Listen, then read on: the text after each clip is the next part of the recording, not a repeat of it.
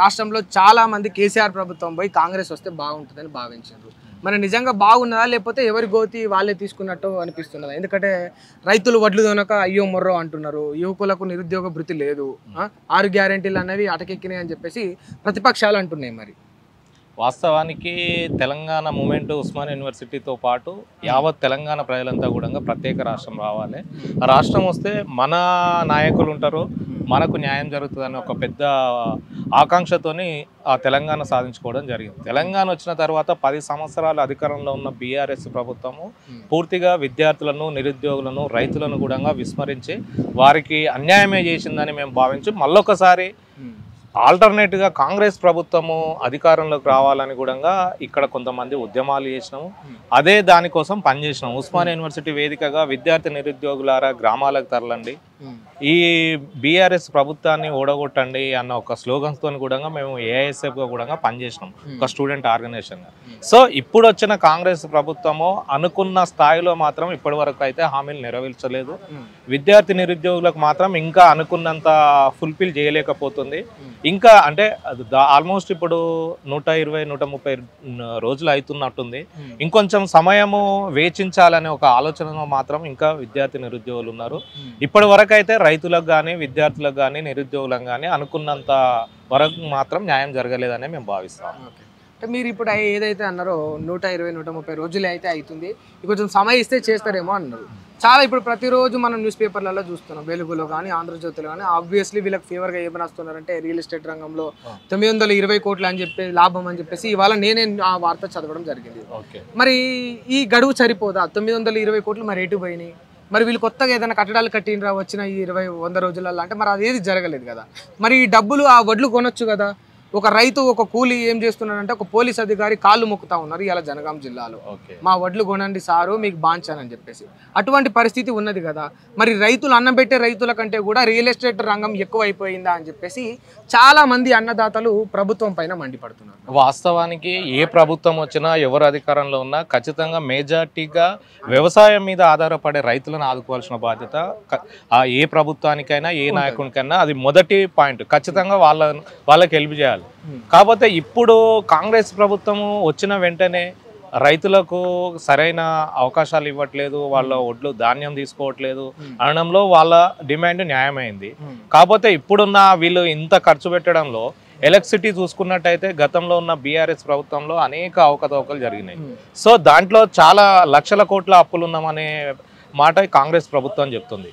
అదేవిధంగా ఉద్యోగులకు కరెక్ట్ సమయంలో వాళ్ళకు జీతాలు ఇవ్వలేని పరిస్థితిలో బీఆర్ఎస్ గవర్నమెంట్లో చూసినాం. సో ఇప్పుడు అవన్నీ సెట్ చేసుకుంటా ఉన్నాం, మాకు కొంచెం సమయం పడుతుంది. సో అందరినీ కూడా మేము గవర్నమెంట్ మేము అధికారంలోకి రానికి ఏమైతే హామీలు ఇచ్చినో అవన్నీ కూడా నెరవేరుస్తాము, రైతులకు కూడా న్యాయం చేస్తామని పదే వాళ్ళు చెప్తా ఉన్నారు. సో నిన్నగాక మొన్న నేను మన ఇది భువనగిరి సభలో మన రేవంత్ రెడ్డి మాట్లాడుతూ కూడా ఖచ్చితంగా రైతుల నుంచి ధాన్యం మొత్తం మేమే కొనుగోలు చేస్తాం, ఖచ్చితంగా రైతులను ఆదుకుంటామనే ఒక హామీ కూడా ఆయన బహిరంగ సభలలో కూడా చెప్తా ఉన్నాడు. కాబట్టి కొంచెం వెయిట్ చేయాల్సిన అవసరం ఉందేమని మేము భావిస్తాం. ఇట్లానే ఒక బీఆర్ఎస్ యువ నాయకుడిని నేను అడిగిన, ఆయన కూడా ఒక స్టూడెంట్ ఆర్గనైజేషన్ ప్రెసిడెంట్. నేను అడిగిన మాటకు ఆయన అన్నది ఏంటంటే, మరి కొంచెం టైం పడుతుంది కదా బ్రదర్, అప్పులు ఉన్నాయి కదా, మరి రాష్ట్రంలో ఏ అప్పులు చేయకుండా కేసీఆర్ గారు పోలేదు కదా, లబ్ధితో పోలేదు కదా వాళ్ళు అధికారం నుంచి అని. అంటే ఆయన అన్న మాట ఏంటంటే, బాయిలకు దిగేటప్పుడు లోతు తెలియదా అన్న, దిగినాక కూడా తెలియలేదా వీళ్ళకు, వచ్చినాకనే వీళ్ళు అధికారం చేపట్టినాక ముఖ్యమంత్రి ప్రమాణం స్వీకారం చేసినాకనే చెప్పిండు కదా మరి 100 రోజుల్లో ఈ 6 గ్యారెంటీలు పూర్తి చేస్తా అని చెప్పేసి. మరి చెయ్యలేను అని తెలిసినప్పుడు ఎందుకు చేసి జనాలను ఆశ పెట్టాలి అని చెప్పేసి ఆయన నాకు ప్రశ్న వేసింది. దానికి నేను సమాధానం ఇవ్వలేకపోయినా. సేమ్ ఇదే మాట ఆ రోజు బీఆర్ఎస్ ప్రభుత్వము 2014 అధికారంలోకి వచ్చినప్పుడు యావత్ తెలంగాణ ప్రజలు కానీ, విద్యార్థుల, నిరుద్యోగుల మేమందరం కూడా కేసీఆర్ని ఇదే క్వశ్చన్ అడిగినాం. వాళ్ళు ఏమన్నారంటే, ఇప్పుడే కదా మనము కొత్త ఇల్లు చదువుకుంటున్నాము, ఇప్పుడే అన్ని సెట్ చేసుకోవాలి కానీ 10 సంవత్సరాలు ప్రజలను ఇటు విద్యార్థి నిరుద్యోగులను మోసం చేసుకుంటూ పబ్బం కలుపుకొని ఈరోజు బీఆర్ఎస్ ప్రభుత్వం తెలంగాణ ప్రజలందరినీ కూడా మోసం చేసి ఈరోజు అధికారం కోల్పోయి ఒక అసలు ఎంత అంటే వాళ్ళు దీన స్థితిలో ఈ రోజు రోజు రోజుకు దిగతారుతున్న పరిస్థితి ఈ రోజు బీఆర్ఎస్ ప్రభుత్వం. వీళ్ళు కూడా అదే చేస్తున్నారు అన్నట్టు. సో వాళ్ళు అధికారంలోకి వచ్చినప్పుడు ఎట్లయితే మీకు కొత్త సంసారము కొత్త ఇల్లు అని ఎట్లయితే చెప్పిండ్రో వీళ్ళు కూడా అప్పులు లంక బిందెలు లేవు మట్టి కుండలు ఉన్నాయని చెప్పేసి వీళ్ళు కూడా అట్లనే పబ్బం గడుపుతున్నారు అనుకోవచ్చా మరి? సో బీఆర్ఎస్ ప్రభుత్వంలో ఒకటే నాయకుడు ఉంటాడు. మేము విద్యార్థులు భావించేది ఏంటంటే కాంగ్రెస్ ప్రభుత్వంలో ప్రజాస్వామ్యం అనేది ఉంటుంది. ముఖ్యమంత్రి కాదు, ముఖ్యమంత్రి లాంటి వ్యక్తులు కూడా ఆడ చర్చ జరుగుతుంది, మినిస్టర్లు ఉంటారు, దానికి కావాల్సినంత ఎమ్మెల్యేలు కానీ గ్రౌండ్ స్థాయి నుంచి కూడా అబ్జర్వ్ చేస్తున్న వాళ్ళు కూడా వచ్చి ప్రభుత్వంలో చర్చ జరిగే అవకాశం ఉంటుంది. కావున ఏకపత్య ఆధిపత్యం అనేది మంచి దారి తీస్తుందా ఈ అవకాశం వల్ల చెడుకు దారి తీస్తుంది? ఎందుకు అంటున్నా అంటే ఈ యొక్క స్వేచ్ఛ వల్ల వీళ్ళు కొట్టుకోవడానికి టైం సరిపోతుంది తప్ప జనాల సమస్యలు వీళ్ళకి పడతలేవా అని. ఎందుకంటే నిన్న కాక మొన్ననే ఒక ఎంపీ టికెట్ గురించి వెళ్ళి బట్టి విక్రమార్క గారు పొంగులేటి గారు బెంగళూరుకు పోయి అక్కడ ఖర్గే గారితో చర్చించాల్సిన పరిస్థితి వచ్చింది.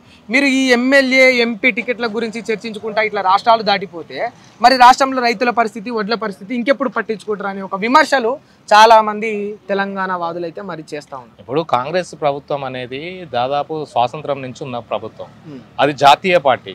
సో దాదాపు 60 సంవత్సరాల పైన కూడా ఈ కాంగ్రెస్ ప్రభుత్వం ఈ దేశంలో వివిధ రాష్ట్రాల్లో వాళ్ళ పాలన కొనసాగిస్తూ ఉన్నారు. దానికి ఒకే నాయకుడు అనేది ఉండదు. అది సెంట్రల్లో వాళ్ళ నాయకత్వం ఉంటుంది, దానికి కావాల్సిన డిస్కషన్ జరుగుతుంది, చర్చ జరుగుతుంది.